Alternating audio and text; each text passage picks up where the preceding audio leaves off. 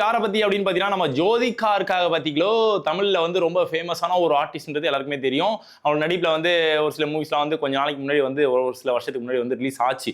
அதுக்கப்புறம் பாத்தீங்கன்னா ஆள் அட்ரஸே இல்லாம தான் வந்து இருக்காங்க. தமிழ்நாட்டில் தான் வந்து வாழ்ந்துட்டு இருந்தாங்க. ஒரு சில காரணங்களால மாமனார் மாமியார் பிரச்சனை இருக்கு அப்படின்ற ஒரு காரணத்தினால மும்பைக்கு வந்து குடியேறி போயிட்டாங்கன்னு சொல்லி ரூமர்ஸ்லாம் வர ஆரம்பிச்சுது. ஆனா உண்மையிலேயே வந்து மும்பையில தான் வந்து வாழ ஆரம்பிச்சிருக்காங்க சூர்யா அண்ட் ஃபேமிலி எல்லாருமே. ஓகே, அது காரணம் இதுதான் சொன்னாங்க. பட் அதெல்லாம் இல்லைன்றது வந்து ரிவீல் ஆக ஆரம்பிச்சு. அது உண்மையா போய் நமக்கு வந்து தெரியல.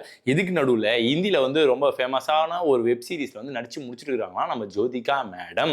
அதுலயே வந்து 4-5 கேரக்டர்ஸ் வந்து ரொம்ப முக்கியமான கேரக்டர்ஸ் தான். அந்த வெப் சீரிஸ் வந்து எதன் அடிப்படையில் இருக்கு அப்படின்னு பாத்தீங்கன்னா கோலமாவு கோகிலா அப்படின்ற ஒரு படம் வந்து தமிழ்ல வந்து ரிலீஸ் ஆச்சு பாத்தீங்களா. அதே மாதிரி தான்ப்பா அதுவும் இருக்கு அப்படின்னு சொல்லி எல்லாருமே வந்து சொல்லியிருக்காங்க. இதுல வந்து நயன்தாரா மேடம் தான் வந்து மெயின் லீடா வந்து பிளே பண்ணாங்க. ஆனா அங்க வந்து 4-5 பேர் வந்து மெயின் லீடா இருக்காங்க. பட் கூட்டி கழிச்சு பார்க்கும்போது ஒரே மாதிரியான கதை தான்ப்பா இது அப்படின்னு சொல்லி ஒரு சில பேர்லாம் சொல்ல ஆரம்பிச்சிருக்காங்களாம். அதுக்கு நம்ம ஜோதிகா மேடம் என்ன சொல்லியிருக்காங்க அப்படின்னா, பாருங்கப்பா தமிழ்ல போய் ஹிந்தில எல்லாம் சேர்க்காதீங்கப்பா. ஹிந்தில உண்மையிலே வந்து டேலண்டான பேர் நிறைய பேர் இருக்காங்கப்பா. அது வந்து கோலமாவு கோகிலா கிடையாது. இது வேற மாதிரி தரமான ஒரு வெப் சீரிஸ் இது அப்படின்ற மாதிரி இந்திய வந்து புகழ்ந்து பேசுற மாதிரி பேசிட்டாங்கன்னா நம்ம ஜோதிகா மேடமே. இன்னும் ஒரு சில பேர் என்ன சொல்றாங்க அப்படின்னா, அப்பா இந்தியெல்லாம் புகழ்ந்து பேசலப்பா, தமிழ் சினிமாவை மட்டம் தட்டி பேசுறாங்கப்பா ஜோதிகா அப்படின்னு சொல்லி இப்படியும் பேச ஆரம்பிச்சிட்டாங்க.